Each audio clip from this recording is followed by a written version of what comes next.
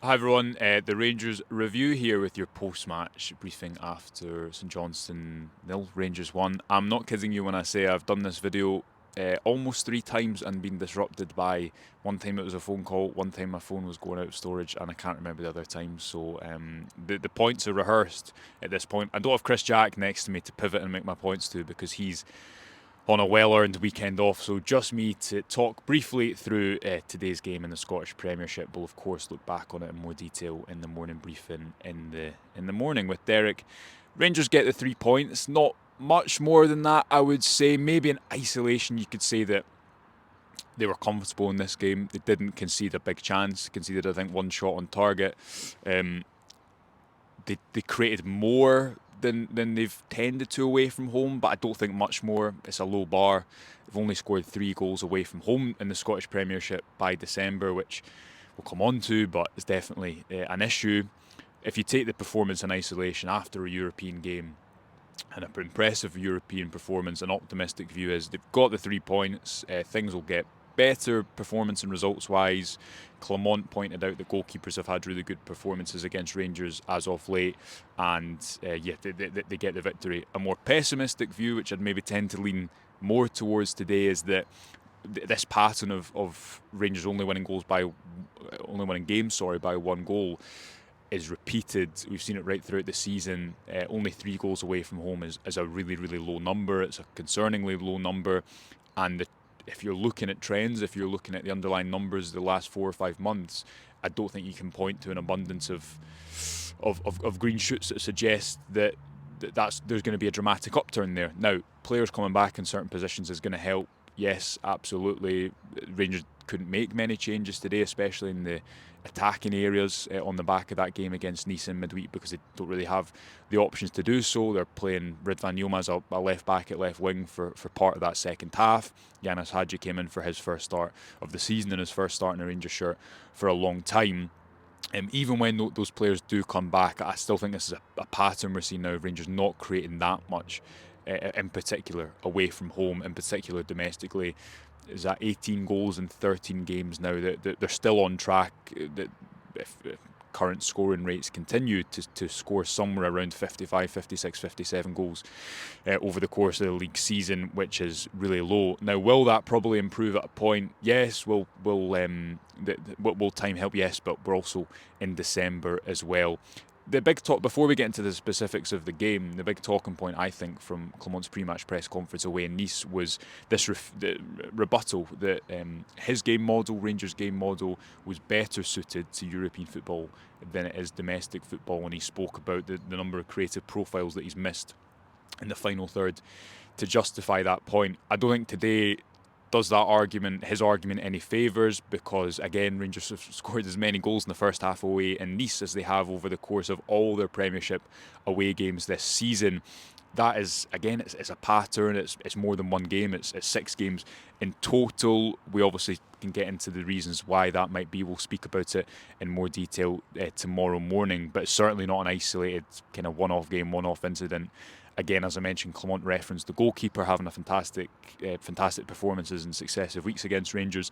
I think that was right against Dundee United, and against Dundee United, I think Rangers were a bit hard done by on the basis of chances created. The difficulty is when you win games by that slim margin in succession, and you don't give yourself a buffer, they're going to happen. Those bad luck games are definitely going to happen. So, does this week kind of compound where Rangers are in that they are really good in Europe? They're 7 unbeaten away from home under Clement in Europe. He's clearly a good coach. That's not a bad record at all to go 7 unbeaten away from home in Europe. You're talking about Benfica and Olympiacos and Nice and Real Betis as well. But then you see that performance today, which wasn't in the context of a season. Maybe it's not a bad performance, but it's also not an inspiring kind of energising performance that suggests things are turning, the corner has been turned in the league, that the goals are going to start flowing and results are going to come off the back of that. I think it really does compound where Rangers are. It's this age-old issue of, is their game model, is their team, is their squad profile better suited when they can play into space, defend man for man off the ball, be really well organised, be a well-structured, well-coached team that they clearly are in European competition. But when it comes to domestic football, it's just such a different game. That's my brief thoughts on that. I don't know, you might not agree, but anyway, that's I think very much a status quo week with a fantastic one away in Europe, a narrow win in the Scottish Premiership, and a type of performance, while maybe slightly better, but a type of performance that we've seen really pretty consistently from Rangers on the road domestically throughout the course of this campaign. The game in isolation, I thought Hagi was Rangers' brightest spark. There wasn't many really good performers. There wasn't an abundance of clear-cut opportunities. I don't know what the XG will be. We'll obviously get that tomorrow morning, and we'll look at the game in more detail tomorrow morning. But Hagi's, he moved to the left wing. Clement kind of rang the changes at half-time, because in the first half, after a 10-15 minute spell where I thought St Johnstone were the better team, Rangers did start to dominate the territory a little bit more without creating that much in the way of clear openings. They got in behind, especially on the left hand side, a few cutback opportunities that maybe weren't fully capitalised upon. Robin Proper came off at the break. Clement said he had a knock and he picked up an illness as well after Thursday night, but it's definitely more than one occasion that he's been kind of hooked at the break by the manager. Leon Balogun came on in his place, and Ridvan Yilmaz also replaced Nadim Bayrami. Hagi in that number 10 spot, I think he offered just balance to a midfield that's too samey otherwise, that looks to go around and not through enough, that doesn't have the kind of attacking intuition to break open defences. And while it didn't always come off what Hagi was trying to do today, I thought you could see it did. And the instinctive assist he had for Jason Holt's own goal, it wasn't a James Tavernier goal, it was Tavernier who kind of pressured him into it. I think that's just the difference in a game like today. It felt like it was going to be decided by something like that rather than a really well worked goal or a kind of one of those cutback opportunities that Rangers weren't able to fully capitalise upon in the first half. So Hagi probably the positive, helped them build up as well, dropped in a bit in the first half when they were struggling to get up the pitch, Rangers. He moved out to the left wing 10 minutes into the second half when Clement brought on Danilo to partner Igaman up top. Again, rare to see him put two strikers on, rare to see him do it so early. Cyril Dessers remained on the bench today, and eventually the Rangers were able to turn the screw and get that goal. Over the course, did they deserve to win that? Did they deserve 3 points today? Yes, but over the course of the season, is that type of performance going to return the type of goals and results that they need?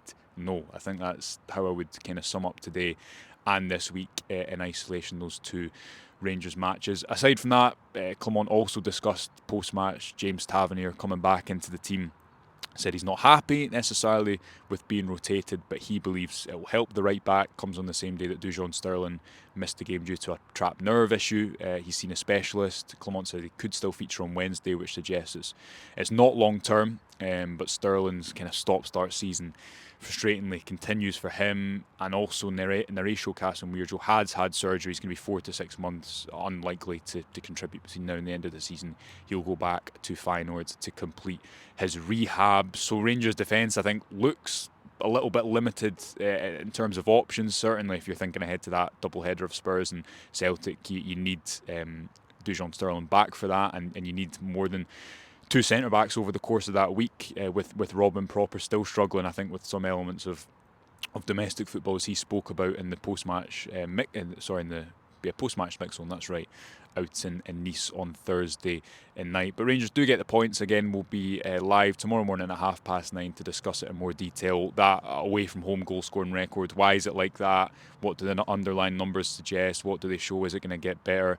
The performance, is there more to be encouraged about this week, or is it, as I've just described, very much a status quo week where Rangers really seem to suit European football but struggle to create consistent opportunities domestically? And then how do they approach this week? It's a big week because they've got two games that they absolutely need to win as they try to keep the pressure on Aberdeen in second before they even think about first place heading into then the subsequent week, which we'll see Spurs visit Ibrox and then Celtic and Rangers playing an Old Firm League Cup final at Hampden on the 15th. So join us at 9:30 in the morning. A reminder, we have a fantastic Black Friday offer still on the Rangers Review. It's £12 for 12 months and you get a free joining print as well. Click the link in the description if you want to take advantage of that. But until then, thanks for joining me. We'll speak to you in the morning. Bye for now.